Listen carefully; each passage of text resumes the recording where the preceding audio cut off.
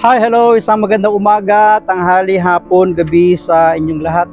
Anong oras man ninyo ito napapanood? Ang bidyong ito, tayo po muli ay tutunghay ng atin pong pagbasa para sa araw po ng Lunes. Yan, April 15, 2024.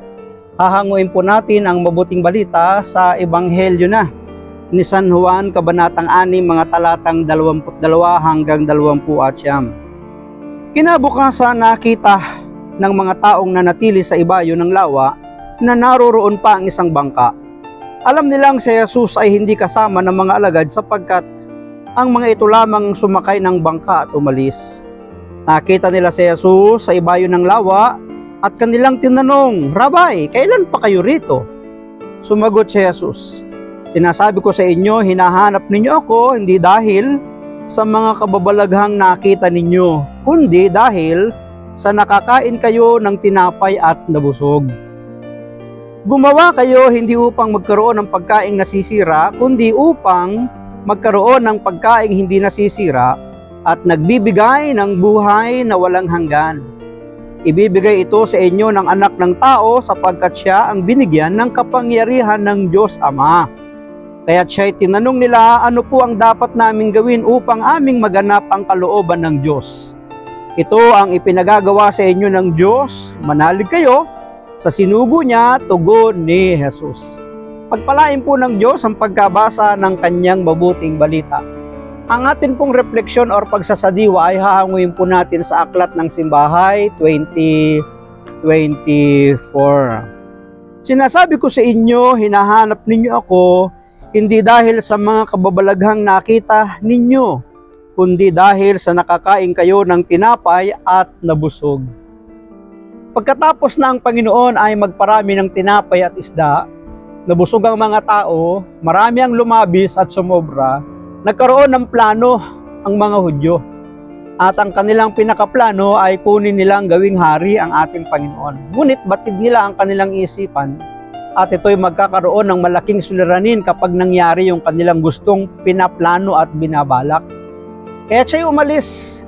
Ngunit nang siya'y masumpungan nila sapagkat hinanap siya ng mga tao.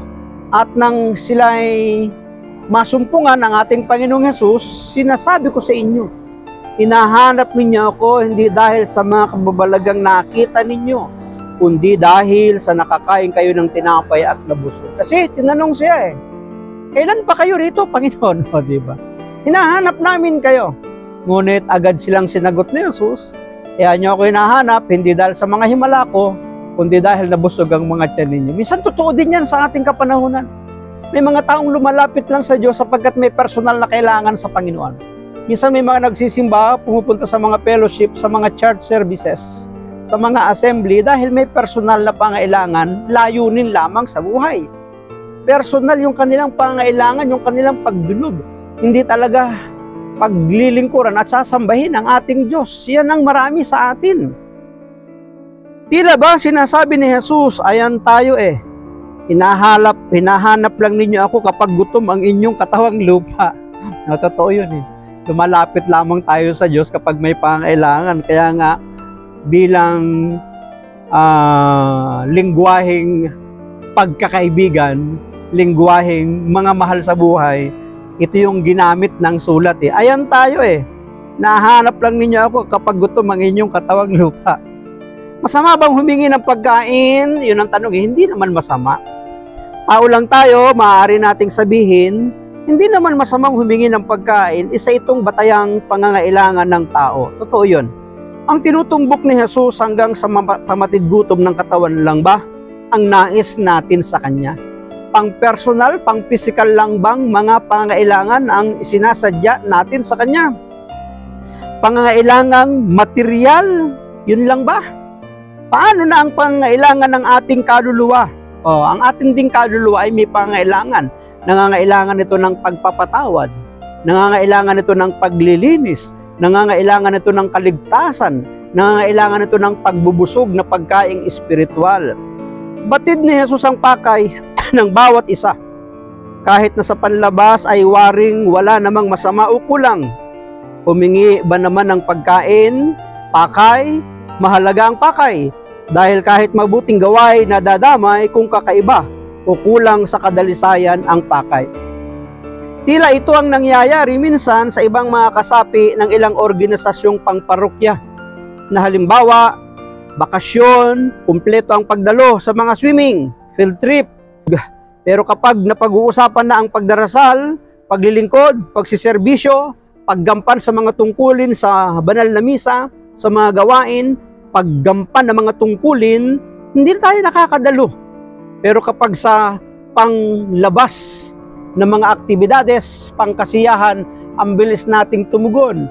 Ngunit minsan kapag sa panggawaing espiritual na, minsan ang dami na nating mga pagdadahilan. Kaya yun na ang tanong ng ating Panginoon hinahanap ninyo ako hindi dahil sa himala o hindi dahil sa mga kababalaghang ginawa ko, kundi dahil nabusog ang inyong mga tiyan. Ang pinakamagandang maging dahilan kung bakit tayo lumalapit sa ating Panginoon ay hindi lang para busugin ang ating pisikal, kundi busugin din ang ating espiritual sa pamamaraan ng paglilingkod sa Kanya. Maraming salamat at pagpalain tayo ng ating Panginoon.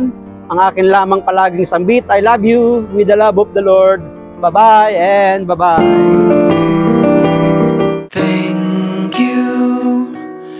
Thank you for your smile.